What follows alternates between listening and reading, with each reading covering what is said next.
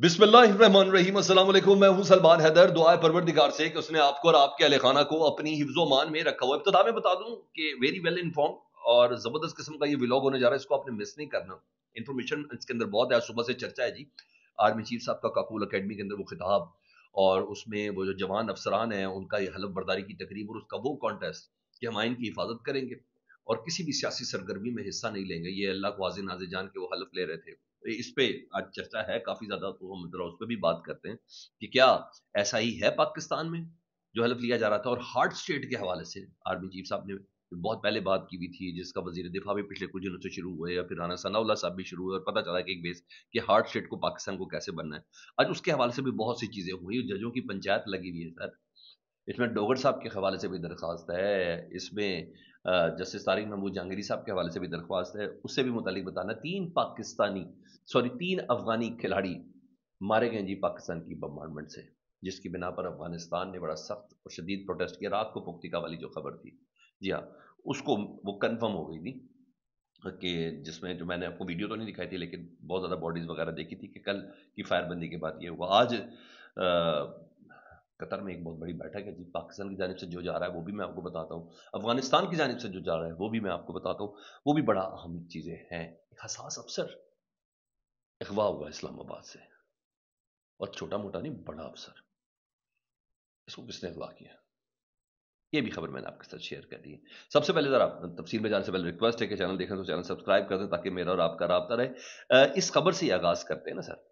Afghan board ने सुबह सुबह फैसला कर दिया जी कि पाकिस्तान के साथ जो T20 सीरीज है, पाकिस्तान ट्रायंगल सीरीज है, पाकिस्तान अफगानिस्तान और श्रीलंका के दरमियान, उन्होंने कहा जी हम इसको नहीं खेल रहे, और दस्तबरदारी का उन्होंने ऐलान किया।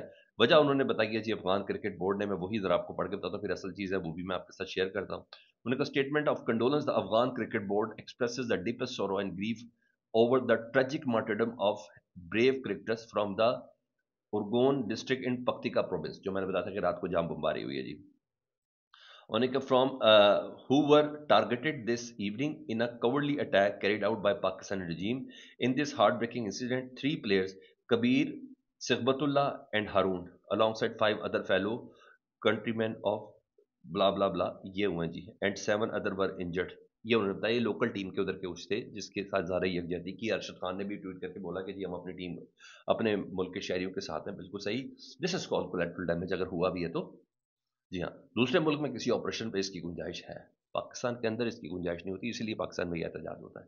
बहरहाल अगर ऐसा हुआ है तो भाई मैं उनके क्रिकेटर्स के नुकसान के हवाले से ज़रूर इज़हार अफसोस करता हूँ। तो बहरहाल ये उन्होंने कह दिया जी अफगान क्रिकेट बोर्ड ने पाकिस्तान में होने वाले 3 मुल्क की T20 सीरीज से दस्तबरदारी का ऐलान कर दिया है, और इल्ज़ाम आयद किया कि पाकिस्तान की फोर्सेस ने कार्रवाई में उनके 3 मकामी खिलाड़ी मारे गए हैं जी।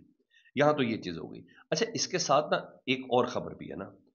अफगानिस्तान की जो इस वक्त सूरत हाल है, पाकिस्तान में जो दहशत गर्दों की प्रॉक्सीज है, फितना खवारिज, और वो उसके सिलसिले में आर्मी चीफ साहब भी एक्टिव हुए थे। पहली बात तो ये, आर्मी चीफ साहब ने आज खिताब किया पीएमए काकूल अकेडमी से। उस अकेडमी में खिताब से पहले हलफ बर्दारी की जो तकरीब हुई वो बड़ी कमाल थी अफसरान के हवाले से। उसमें था कि हम आइन की हिफाजत करेंगे और किसी किस्म की पॉलिटिकल एक्टिविटी के अंदर शरीक नहीं होंगे। और ये उन्होंने किस्म की, तो तुम्हें याद हो कि ना याद हो, मुझे याद है, ज़रा ज़रा वाली पोजीशन है। अच्छा, ये तो सब करते हैं, लेकिन शायद हलफ हलफ ही होता है। उसकी प्रैक्टिकलिटी से कोई ताल्लुक इतना खास है नहीं, क्योंकि जो जनरल बाजवा साहब ने वो जो डिफेंस की एक मीटिंग थी जिसमें उन्होंने खिताब करके कहा था कि हम फरवरी 2022 से ए पोलिटिकल हुए हैं।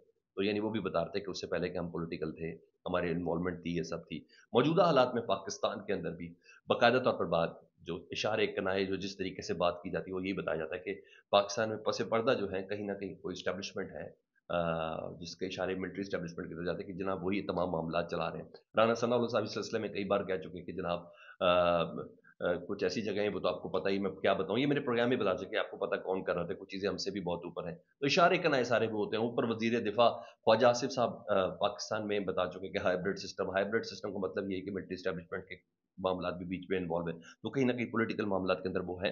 ये पाकिस्तान में मौजूदा तौर पर आने वाले अदवार में भी, गुजरे हुए अदवार में भी है ये बात। अब जरा ख्वाजा आसिफ साहब जैसे लोग अब इसको ऐलान भी कर रहे हैं, तो कम से कम हल्फ की हद तक तो ये था कि हम किसी और एक्टिविटी के अंदर इन्वॉल्व भी होंगे।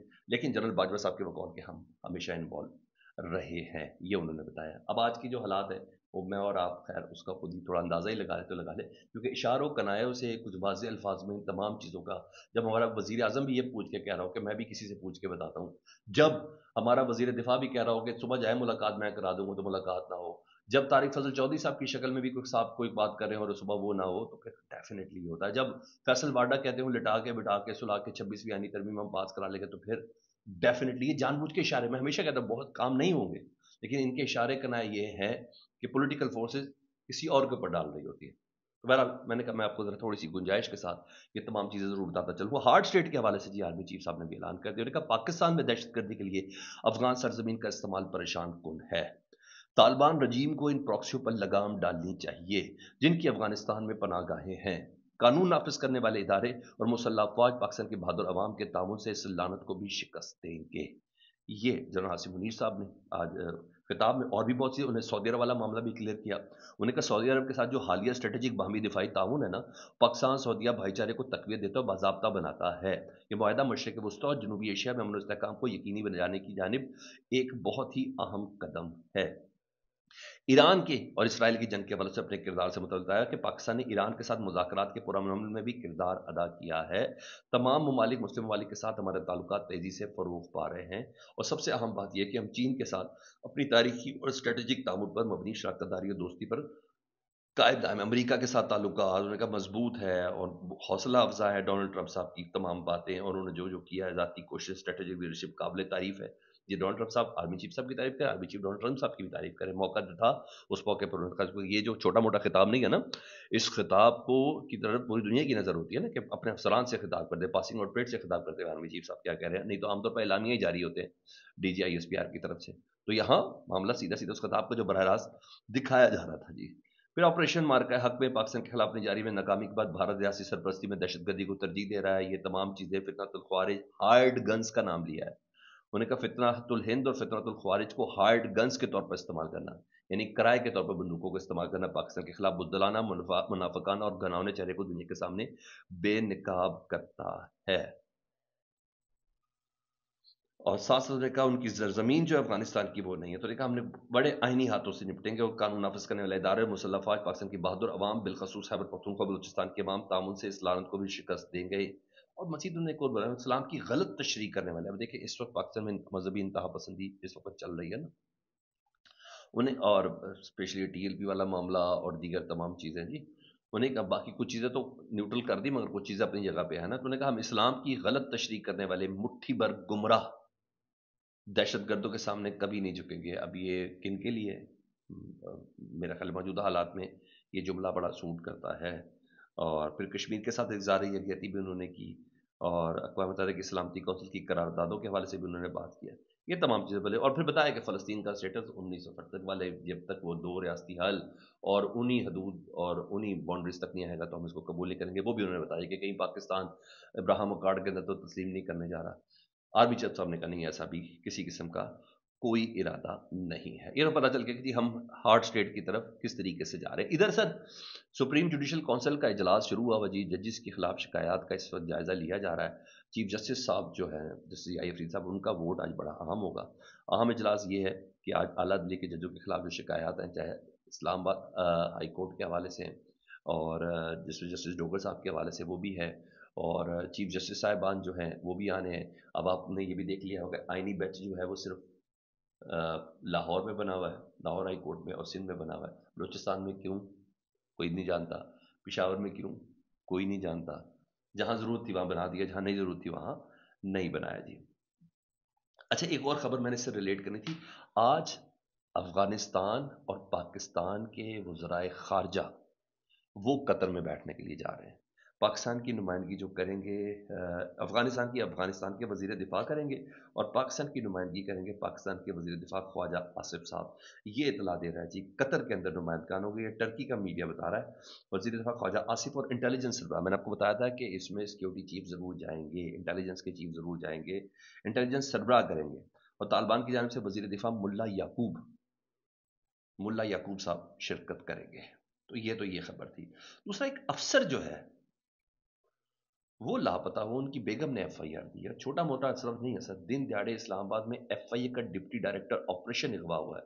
بیوی کی بدعیت میں مقدمہ درج ہوا ہے جی، اور یہ غیر معمولی چیز ہے، اسلام آباد سے نا، وہ ہیں بیسیکلی لاہور کے، اور عثمان صاحب ہیں جی، شوہر جو ہیں ان کے، جنہوں نے دیا، ذرا دو جملے سن لیں آپ کو اندازہ ہوگا یہ کیا ہو رہا ہے جی۔ اچھا، ان کی بیگم درخواست دیتی ہیں، سائلہ کی جانب سے درخواست ہے جی، انہوں نے کہا محمد عثمان ولد عبدالسلام NCCIA، یہ سائبر کرائم کے حوالے سے جی، میں ڈپٹی ڈائریکٹر آپریشن تعینات تھا، مختلف حساس نوعیت کے پروجیکٹ پر کام کر رہا تھا میرا بھی یہاں، اور کام کر رہا تھا، اور زہرا ہائٹس پر رہائشی تھا، اور 7:30 بجے کل، اور سفید رنگ کی ٹویوٹا کرولا گاڑی نمبر 2962 میں نامعلوم افراد ہے، گاڑی کا نمبر بھی ہے نامعلوم افراد کو، 4 افراد ہمراہ اسلحہ اور گن پوائنٹ پر میرے خامن کو نامعلوم مقام پر لے گئے، ابھی تک کوئی اطلاع نہیں آئی ہے، لاہور سے آئی ہوں اور اب درخواست دے رہی ہوں، شناختی کارڈ وغیرہ کیا، گاڑی کا نمبر، موبائل نمبر، سب چیزیں انہوں نے بتائی، یہ غیر معمولی چیز ہے سر، غیر معمولی، اسلام آباد کے اندر سے یہ اغوا ہونا نہایت غیر معمولی ہے، جب وہ نمبر بھی گاڑی کا بتا رہی ہے۔ اس کو ڈگ آؤٹ کرتے ہیں کہ صاحب کون سے کیسز دیکھ رہے تھے، کیا ہے کیا نہیں، کہیں کوئی ضمیر کی عدالت کا قیدی ہے یا واقعی کچھ ایسا معاملہ ہوا ہے، یہ دیکھنا ضروری ہے، اور اسلام آباد تو یہ محسن نقوی صاحب کے لیے ایک بہت بڑا سوال کا نشان ہے، FIA انہی کی وزارت، اور اس کا ڈپٹی ڈائریکٹر NCCI کا، ہر لحاظ سے چیزیں قابل غور ہیں، بس آپ یہ دیکھ لیں جب اعلیٰ افسران لاپتہ ہو رہے ہیں تو پھر عوام کا کیا حال ہوگا، 100 باتوں کی صرف یہی بات، فیڈ بیک سے متعلق ضرور آگاہ کریں اپنا جی، بہت زیادہ خیال رکھیں، اللہم صلی علی محمد۔